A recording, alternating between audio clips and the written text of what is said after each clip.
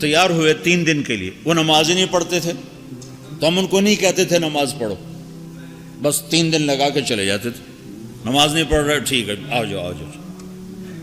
3 دن آتے رہے، نماز کوئی نہیں، 3 دن لگ رہے ہیں، 6 مہینے بعد 3 چلے کے لیے تیار ہو کے نکل گئے۔ لِمَ تَقُولُونَ مَا لَا تَفْعَلُونَ، جو کام نہیں کیا اس کے بارے میں کیوں کہتے ہو میں نے کیا ہے؟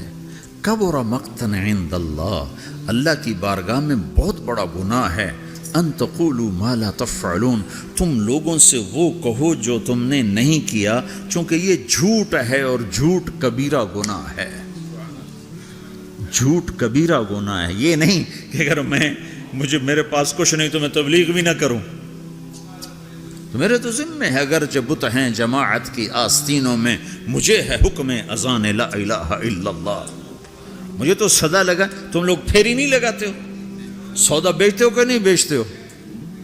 ارے بکتا ہے کہ نہیں بکتا؟ پھیری لگانے سے سودا بکتا ہے۔ تم لا الہ الا اللہ کی پھیری لگاؤ، تمہیں بڑے خریدار ملیں گے۔ تم نے پھیری لگانا ہی چھوڑ دیا ہے، صرف ڈالر بنانے کے چکر میں پڑ گئے ہو۔ یہ ہمارا کام ہے، یہ ہماری ذمہ داری ہے، تبلیغی جماعت نہیں۔ محمد مصطفیٰ صلی اللہ علیہ وسلم میدان عرفات میں کہہ رہے ہیں، نضر اللہ امرأ سمع مقالتی فوعاها ثم اداها كما سمعها فرب مبلغ اوعى من سامع۔ میں نضر بعد میں بتاؤں گا۔ یا اللہ، جو میرا امتی، جو تیرا بندہ میرا پیغام سنے، پھر اسے محفوظ کرے، پھر آگے پہنچا دے، عمل کرے یا نہ کرے، اس میں ہے ہی نہیں۔ ایک اور حدیث سا سناتا ہوں، من یاخذ عنی ہؤلاء الکلمات فیعمل بہن او یعلم من یعمل بہن، یہ صحاح ستہ کی روایت ہے۔ آپ نے کہا کوئی ہے مجھ سے کچھ باتیں لے لے یا خود عمل کر لے، نہیں کر سکتا تو کسی عمل کرنے والے کو بتا دے۔ تو اگر عمل کرنا شرط ہوتا تبلیغ کے لیے تو میرا نبی یہ تو نہ کہتا۔ تو ابو ہریرہ کہنے لگے، یا رسول اللہ میں تیار ہوں، مجھے بتائیں۔ یا اللہ، جو میرا امتی تیرا بندہ میرا پیغام سنے اور اسے آگے پہنچا دے، جیسے سنا تھا آگے پہنچا دے، تو یا اللہ تو اسے نظرت عطا فرما۔ نظرت، یہ لفظ آپ یہاں پاناما میں سمجھ نہیں سکتے، چونکہ آپ کے یہاں خزاں ہے ہی نہیں، اور یہ سمجھ میں آتا ہے جب خزاں دیکھی ہو۔ پتجھڑ دسمبر میں آ کر ہمارے ہاں پتے جھڑ جاتے ہیں، جنوری میں پتے جھڑ جاتے، درخت ننگے ہو جاتے، بالکل ننگے ہو جاتے۔ اور قرآن میں یہ لفظ آیا وَتَعْرِفُ فِي وُجُوهِهِمْ نَضْرَةَ النَّعِيمِ، تو دیکھے گا ان کے چہروں پر نعمتوں کی نظرت۔ ابھی میں ترجمہ بعد میں کرتا ہوں۔ وَلَقَّاهُمْ نَضْرَةً وَسُرُورًا، ہم انہوں نے سرور بھی دیا، نظرت بھی دی۔ نظرت ظاہر کی چیز ہے، سرور اندر کی چیز ہے۔ اب نظرت کیا ہے؟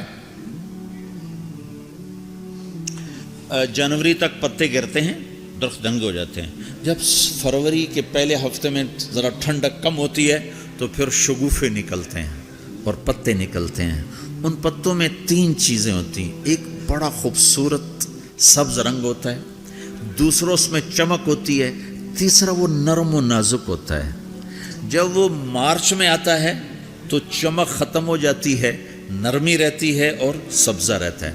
جب اپریل آتا ہے تو اس کی نرمی بھی ختم ہو جاتی ہے، چمک بھی ختم ہو جاتی ہے، صرف سبزہ رہ جاتا ہے، سبز رنگ رہ جاتا ہے۔